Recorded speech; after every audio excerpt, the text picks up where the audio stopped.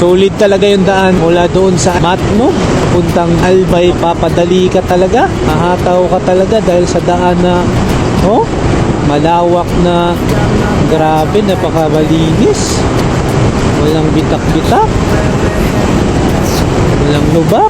Buti na lang walang nanguhuli dito na overspeeding.